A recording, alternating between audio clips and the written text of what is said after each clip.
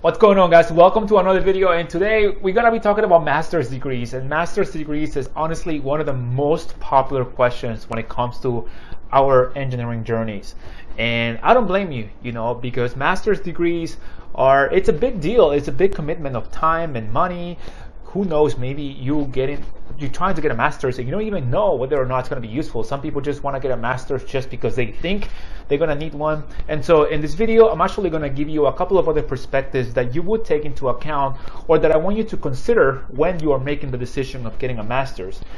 Now, here, usually the way I see this, a lot of people approach it in terms of, okay, when should you not get a master's? So in this video, I'm actually going to go to the opposite side of the spectrum, and I'm actually going to tell you a situation, a very specific situation when I would personally get a master's. Now, I'm not saying this is the one thing that you need to do, that you should do, but all I'm telling you is another perspective under which I personally would get a master's done. Now, of course, when we're talking about a master's degree, there's a lot of things that come into account, right? We're talking about time, we're talking about money, we're talking about usefulness, and we're talking about long-term benefits. Now, the situation under which I would personally get a master's degree is obviously if I have all of those. If I have the time, if I have the money, if I know exactly how it's going to benefit me. And so those are the three main things that I want to focus on in this video. And so the first thing that I want to mention here is, like, if I have the time. If I have the time, what does it mean, like, when you have the time? The time that people usually get master's degrees is when they graduate right out of undergraduate bachelor's degree with an engineering, or even, like, you don't have to have an engineering bachelor's in order to get an engineering master's. But who knows, maybe as an engineer you want to go into business, or you want to get an MBA, or maybe you just want to get a master's in mechanical engineering, a master's of science. So the specific master's is going to be up to you, but I don't really want to get into that specifically, but I just want to focus on the time. Do you have time right out of school? Do you have to start working because you have to start making money? Also, when you are already working in an industry, maybe you start having more responsibilities.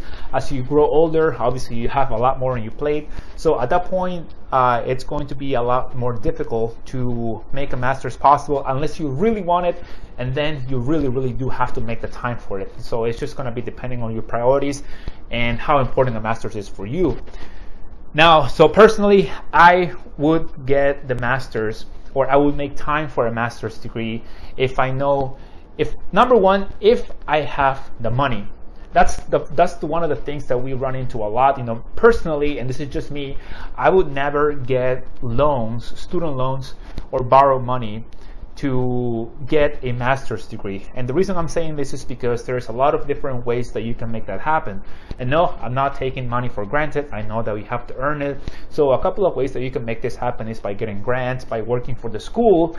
For example, if you are going to school, maybe you become a research assistant or a teacher's assistant, or you can work for the school, and the school is going to give you free tuition, quote unquote, per se. Also, some companies also do provide you with reimbursement programs that they reimburse you up to $5,000 to $10,000 per semester or per year, depending on the company, the industry in which you are, and also depending on the master's degrees. If the master's degree is relevant to what the company could use, then the company may reimburse you for that. So look into that. So personally, if I have the money, that is, at this point in my career, after 10 years, I'm no longer in the school, and I'm not planning on going back to school to work for the school so that I could get my master's paid. So at this point in my career, if I had the money, meaning a company would pay for it, then I would get a master's done. That's the only way at this point. Or also applying for grants. Like applying for grants is also another option. So far, let's recap a little bit. If I have the time, meaning if I didn't have any kids, I think like right now would be a good time to get a master's done. If I didn't, because I don't have any kids right now, so my responsibilities, I have a lot of time to make these videos, and I have a lot of time to explore other things on my own. And so right now I think it would be a good time to get my master's done if I wanted to. Now, the other thing with respect to money is if a company would pay for it at this point in my career. Now, the other thing that I want you to consider is, okay, how is it going to benefit you? Those are the three pillars that I see. You know, you have the time, the money, how is it going to help you? Now, the third thing here that I want to focus on is the last part, and focusing on how a master's degree is going to be helpful. How is it going to help your money?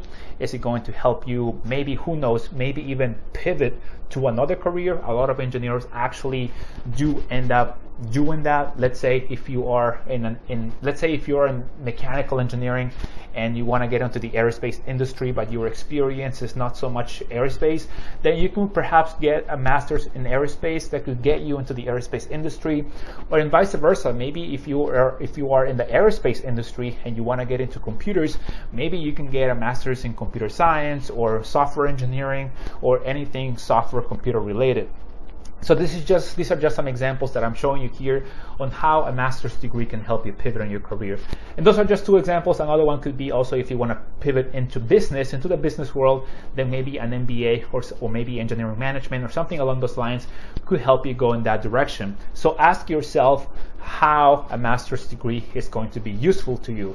Also, in your long-term goals, maybe if you are a couple of years into the field, or maybe if you're just graduating engineering school, ask yourself, like, do you want to go up the corporate ladder? Are you someone who is entrepreneurial, or maybe you want to open your own company in the long run? If you want to open your own company in the long run, it's a tough question, because I personally wouldn't get a master's degree, but I'm biased because I don't have one, and I completely acknowledge that. But I think that you can make things happen with I've seen plenty of engineers who open their own companies and who have no master's degrees, but they do end up getting their PEs if they want to end up doing engineering specific work for maybe perhaps a civil engineer or maybe some mechanical engineers. Civil engineers, I want to say they're like probably the most common ones, and getting professional engineering license, because they can open their own practice and they can seal drawings and they can manage projects and stuff like that. So that's just based on my personal experience and opinion after talking with multiple civil engineers. Also, so ask yourself how it's going to help you. Is it going to help you pivot? Is it going to help you make more money, you think? If you think a master's degree is going to help you make more money, then that could be the case in the long run. So look into how much money extra you're actually going to be making. I do want to agree and acknowledge that when you go up the business corporate ladder, then a master's degree is going to be helpful. It's going to help you check the box and be eligible to apply for such positions. However, if you're someone that just really loves the technical engineering work, then I highly suggest that you really look into job descriptions for maybe principal engineers or software or chief engineers, because a lot of the times you need a lot of experience in order to qualify and apply for those positions. Now, does that mean that in the future you will not need a master's degree? I don't know. But personally, I think that if you have the time and money and you think that you might need it, just go ahead and get it over with. I will do that. Now, another thing to take into account is, do you want to become an expert in a specific niche or a specific area? Is this something personal for you? If it's something personal, if it's a personal goal of yours, maybe you are a first generation student and you want to be the first one who gets a master's degree, then that's your personal choice. It's your personal opinion, and that's what you really want. And then go ahead and get it done. I mean, you don't need approval from others to make some things, to make some things happen for yourself. But my point here is that do it smartly. You know, get somebody to pay for it, and then if you can avoid the expense, then I mean, why not? You know, why not? Also, look into whether or not you being an expert in a specific field is going to help you get a specific job. Maybe if you want to be the lead for a research project, I want to say personally, based on my experience, that the lead project for research, people that I dealt with in the past, they usually have a master's degree. They're experts in what they're talking about, and you need that level of expertise. You need that level of expertise at that point. So think about all of that. And guys, to recap here, I would only get a master's degree personally if I have the time, if I have the money, and if I know exactly how it's going to benefit me. If I'm someone that wants to go up the corporate ladder, if I have the money and I really want to go up the corporate ladder, I would make time to get my master's degree, because who knows, I may or may not need it, but you don't want to get to the point where you regret it. So, but if you're not sure, if you are not sure whether or not you should get it, go out personally right out of school. I would probably work for a couple of years, test out the market, and then later on get somebody else to pay for it, and then decide whether or not if I want to get it.